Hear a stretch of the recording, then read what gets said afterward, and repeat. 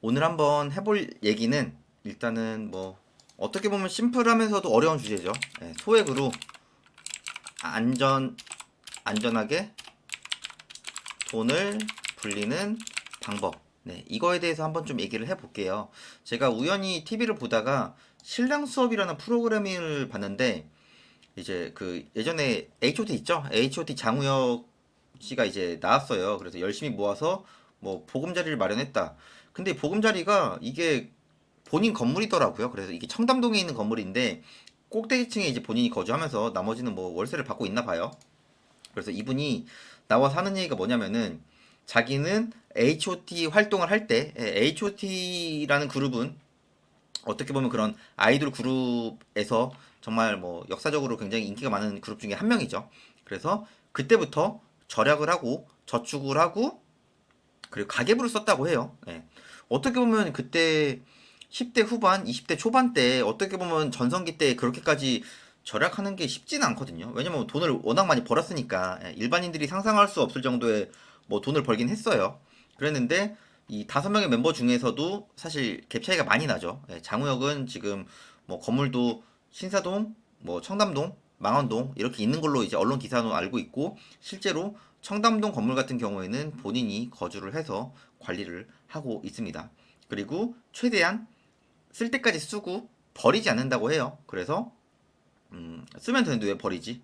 그리고 가계부를 18살 때부터 썼다. 그때 이분이 지금 한 40대 후반 됐더라고요. 그러니까 한 30년 전부터 20년, 30년 전부터 가계부를 쓰고 이 가계부도 모아서 오늘은 뭘 썼고 돈이 뭐가 나갔고 합계가 얼마고 이런 식으로 계속 체크를 했다고 해요. 그래서 이때 당시에도 왜 이렇게까지 했냐라고 물어보니까 이분이 하는 말이 어떻게 보면은 연예인이란 직업이 미래가 불투명했고 그리고 사실 내 직업이 안정적인지 불안정적인지는 내 분야에서 나보다 오래 활동한 선배를 보면 알 수 있습니다. 그게 어떤 분야가 됐든 간에.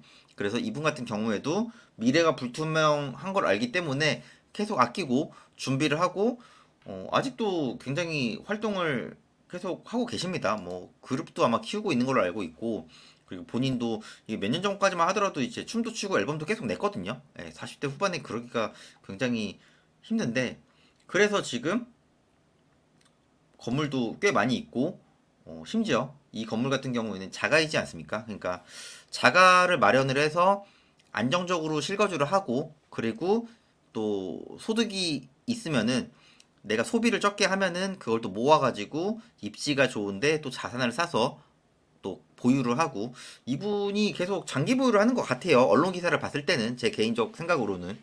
그래서 어떻게 보면은 다들 뭐 물어봅니다. 소액으로 어떻게 할까요? 라고 저한테 많이들 물어보고 저도 예전에 뭐 집이 부도가 나가지고 너무나도 힘든 시간을 보냈을 때 이런 분들을 참고를 많이 했거든요. 그러면 결론적으로 어떻게 해야 되냐?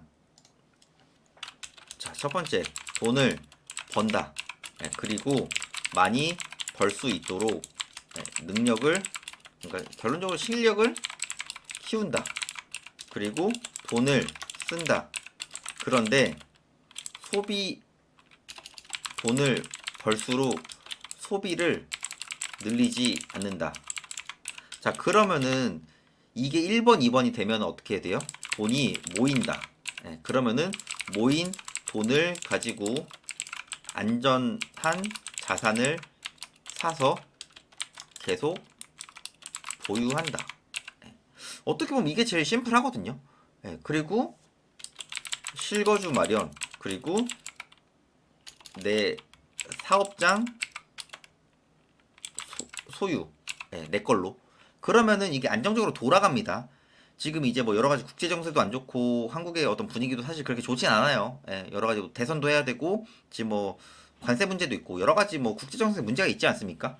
근데 그럴수록 가면 갈수록 기본적인 본질을 지키라고 저는 얘기를 해요. 그게 뭐냐? 일단은 돈을 버는 게 중요해요. 당연히 돈을 버는 게 중요하죠. 그리고 현금 흐름이 모자라신 분들은 조금은 더 현금 흐름도 늘리시면서 대신에 내가 예를 들어 한 달에 500을 벌고 200을 쓴다. 그럼 한 달에 1000을 벌면요. 200 한 50 정도 쓰는 거예요. 그러면 모이는 돈이 많아지죠. 그러면 이렇게 하면서 내가 기본적으로 뭐 주식 공부도 하고 부동산 임장도 다니고 그러면서 어떤 게 조금은 더 안정적으로 우상향하는 자산인지를 내가 판단이 들면 일반적으로 연예인들이 건물을 많이 사는 건 이유가 있습니다. 예. 그러면서 이런 잘 되신 분들을 계속 벤치마킹을 해서 나는 행동으로 따라하는 거죠. 근데 돈을 버는 것도 중요한데 여기서 이제 많이 무너져요. 돈을 많이 씁니다. 뭐 차를 바꾼다든가 굳이 안 가도 되는 해외여행을 간다든가 뭐 불필요한 뭐 취미를 돈 쓰는 취미를 한다든가 그러다 보면은 내 일에 집중을 많이 못하게 되고 그렇게 되면서 내가 소비를 늘리다 보니까 소비를 줄일 수가 없는 구조로 가는 거죠.